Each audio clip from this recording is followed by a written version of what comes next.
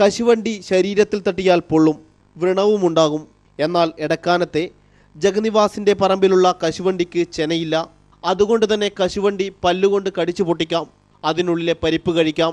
പലരും ഇത് വിശ്വസിക്കില്ല. അതിനാൽ ജഗന്നിവാസൻ തന്നെ പല്ലുകൊണ്ട് കടിച്ച് കശുവണ്ടി പൊട്ടിച്ച് കാണിച്ചു തരുന്നു. കശുമാങ്ങിയും യാതൊരു ചവർപ്പുമില്ലാതെ കഴിക്കാം. ഈ കശുമാവിൽ നിന്ന് ലഭിക്കുന്ന കശുവണ്ടി കൊല്ലത്തേക്കോ മറ്റോ കൊണ്ടുപോയി സംസ്കരിച്ച് അണ്ടിപ്പരിപ്പാക്കി കഴിക്കേണ്ട ആവശ്യമില്ല. കർഷകന് കശുവണ്ടി പൊറുക്കിയെടുത്ത് അണ്ടിപ്പരിപ്പായി വിപണിയിൽ എത്തിക്കുവാനും സാധിക്കും. കശുവണ്ടിയുടെ ഓടിന് കനം കുറവായതിനാൽ ഉള്ളിൽ കൂടുതൽ മാംസള ഭാഗമുണ്ടാകും. അതിനാൽ മറ്റ് കശുമാവുകളിൽ നിന്നും ലഭിക്കുന്നതിലും കൂടുതൽ കിലോ അണ്ടിപ്പരിപ്പ് ലഭിക്കുമെന്നും ജഗന്നിവാസൻ പറയുന്നു. കൊല്ലത്ത് കൊണ്ടുപോയിട്ട് വ്യവസായിന്റെ അടുക്കൽ നിന്ന് സംസ്കരിക്കേണ്ട, കർഷകന് തന്നെ നട്ട് കർഷകന് തന്നെ അത് പറിച്ചെടുത്ത് പരിപ്പുണ്ടാക്കി നേരിട്ട് വിപണിയിൽ ഇന്നത്തെ വിലക്ക് വിപണിയിൽ കൊടുക്കാൻ കഴിയും. അത് കർഷകന് വലിയ മുതൽക്കൂട്ടാണ്. പിന്നെ നെയ്യ് ഇല്ലാത്തത് കൊണ്ട് ഇത് കൈകാര്യം ചെയ്യാൻ വളരെ എളുപ്പമാണ്.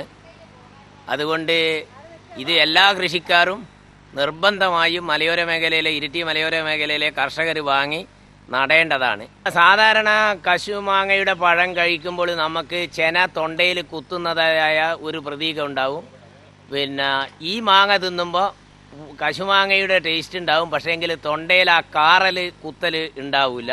അതുകൊണ്ട് കഴിക്കാൻ ഏറ്റവും എളുപ്പമാണ്. പിന്നെ ചെനയില്ലാത്ത കാരണത്താലാണ്. ഈ കശുമാവിന്റെ തൈകൾ ഇരട്ടിയിലെ തൊട്ടിയിൽ റബ്ബർ നഴ്സറി ഉടമ ടോമിക്ക് കൈമാറി. ഇപ്പോൾ 500 കശുമാവിൻ തൈകൾ വിപണനത്തിനായി തയ്യാറായി കഴിഞ്ഞു. 3 വർഷം കൊണ്ട് കശുമാവ് കായ്ക്കുമെന്നാണ് നഴ്സറി ഉടമ പറയുന്നത്. അത് നമുക്ക് ഗ്രാഫ്റ്റ് ചെയ്യണം, ജനങ്ങളിൽ എത്തിക്കണമെന്നൊക്കെ ഈ ജഗന്നിവാസൻ എന്ന് പറഞ്ഞ ആൾ പറഞ്ഞപ്പോൾ ഞാൻ ആദ്യം വലിയ കണക്കൊന്നും കൂട്ടിയില്ലായിരുന്നു. അങ്ങനെ എനിക്ക് വിശ്വാസമില്ലായിരുന്നു. അത് കഴിഞ്ഞ് ഈ സീസണിൽ ഞാൻ അത് പോവുകയും അത് പോയി അതിൻ്റെ കശുവണ്ടി കാണുകയും ഞാൻ കടിച്ചു പൊട്ടിച്ച് നോക്കുമ്പോൾ തീരെ ചൊനയില്ല, നല്ല പരിപ്പാണ്, നല്ല വണ്ണമുള്ള കശുവണ്ടിയാണ്.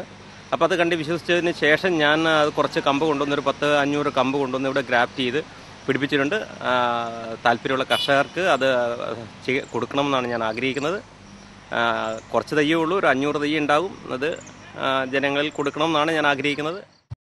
ഏതായാലും റബ്ബർ മരങ്ങൾ വെട്ടി കശുമാവ് നട്ടുവളർത്തുന്ന ഈ കാലഘട്ടത്ത് പുതിയൊരു വിപ്ലവം സൃഷ്ടിക്കാൻ കഴിയും എന്ന ശുഭപ്രതീക്ഷയിലാണ് ജഗന്നിവാസൻ.